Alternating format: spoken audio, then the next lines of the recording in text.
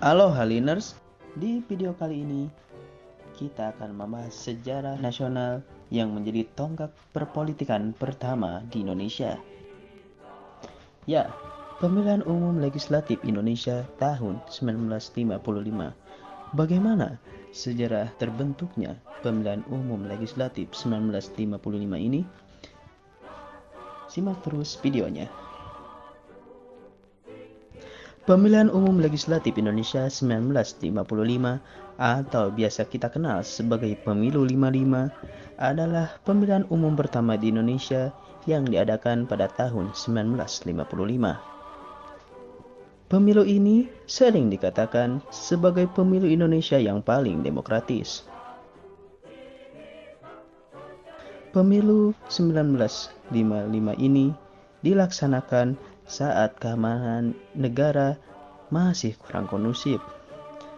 Beberapa daerah dirundung kekacauan oleh DITI atau Darul Islam, Tentara Islam Indonesia di bawah pimpinan Kartosuwiryo.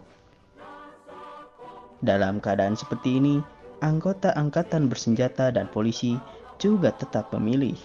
Mereka yang bertugas di daerah rawan digilir datang ke tempat pemilihan. Pemilu akhirnya pun berlangsung dan berjalan dengan aman.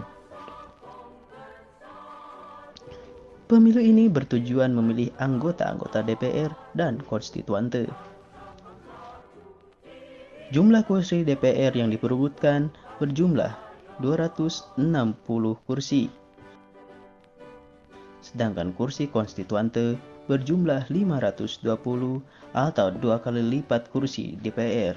Ditambah 14 wakil golongan minoritas yang diangkat pemerintah. Pemilu ini dipersiapkan di bawah pemerintahan Perdana Menteri Ali Sastro-Amijoyo. Namun, Ali Sastro-Amijoyo mengundurkan diri dan pada saat pemungutan suara, kepala pemerintahan tetap dipegang oleh Perdana Menteri Burhanuddin Harahap. Pemilihan pertama awalnya direncanakan untuk Januari 1946. Tetapi karena Revolusi Nasional Indonesia masih berlangsung, hal ini tidak memungkinkan. Setelah perang, setiap kabinet memasukkan pemilihan umum dalam programnya. Pada bulan Februari 1951, Kabinet Natsir memperkenalkan RUU Pemilu. Tetapi kabinet ini jatuh sebelum memperkenalkan RUU Pemilu itu. Kabinet berikutnya yang dipimpin oleh Sukiman berhasil mengadakan beberapa pemilihan regional. Akhirnya, pada bulan Februari 1952, Kabinet Wilopo memperkenalkan RUU untuk pendaftaran pemilih. Diskusi di Dewan Perwakilan Rakyat tidak dibulan sampai September, karena berbagai faktor penyebab hal itu terjadi, terutama berbagai keberatan dari partai politik. Menurut Pate, ada 3 faktor penyebab hal ini terjadi. Pertama, para legislator khawatir kehilangan kursi mereka. Kedua, mereka khawatir tentang kemungkinan ayunan untuk partai-partai Islam. Dan yang ketiga, sistem pemilihan sesuai dengan konstitusi sementara tahun 1950 sehingga akan berarti lebih sedikit perwakilan untuk daerah di luar Jawa. Mengingat kenyataan bahwa kabinet itu jatuh setelah memperkenalkan langkah-langkah kontroversial, ada keengganan untuk memperkenalkan RUU Pemilu dan ada kekhawatiran tentang kemungkinan konflik politik yang disebabkan oleh pemilihan. Meskipun demikian, banyak pemimpin politik yang menginginkan pemilihan umum karena legislatif yang ada pada saat itu didasarkan pada kompromi dengan Belanda yang sebelumnya merupakan kekuasaan kolonial. Dan karena itu dianggap memiliki sedikit otoritas rakyat. Mereka juga mempercayai bahwa pemilu akan membawa stabilitas politik yang besar.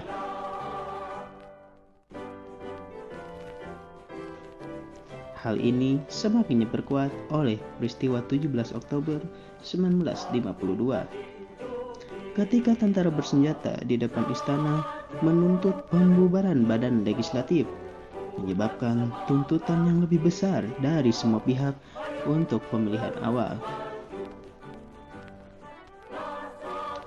Pada 25 November, RUU Pemilu telah diajukan ke Dewan Perwakilan Rakyat. Setelah 18 minggu perdebatan dan 200 usulan amandemen, RUU tersebut akhirnya disahkan pada 1 April 1953 dan menjadi hukum pada 4 April.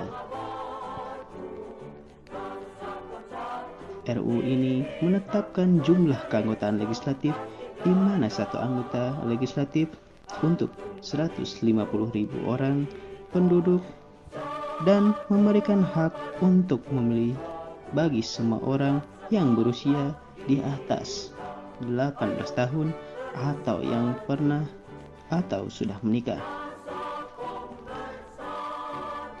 Begitu RUU itu disahkan, kabinet mulai menunjuk anggota Komite Pemilihan Pusat. Hal ini dilakukan untuk memiliki satu anggota dari setiap partai pemerintah dan partai independen. Namun, Partai Nasional Indonesia atau PNI memprotes bahwa mereka tidak memiliki anggota dalam komite, dan perselisihan ini masih belum terselesaikan ketika kabinet itu jatuh pada 2 Juni.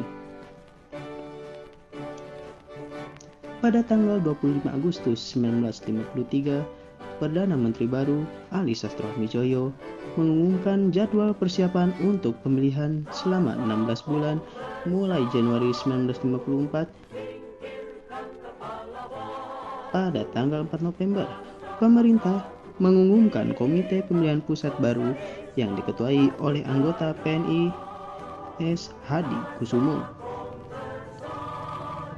dan termasuk semua partai yang diwakili di pemerintahan, yaitu Nahdlatul Ulama atau NU, Partai Sarekat Islam Indonesia atau PSII, Partai Rakyat Indonesia atau PRI, Partai Rakyat Nasional atau PRN, Partai Buruh dan Barisan Tani Indonesia atau BTI, serta beberapa partai pendukung pemerintah seperti Persatuan Tarbiyah Islamiyah atau PERTI dan Partai Kristen Indonesia Parkindo.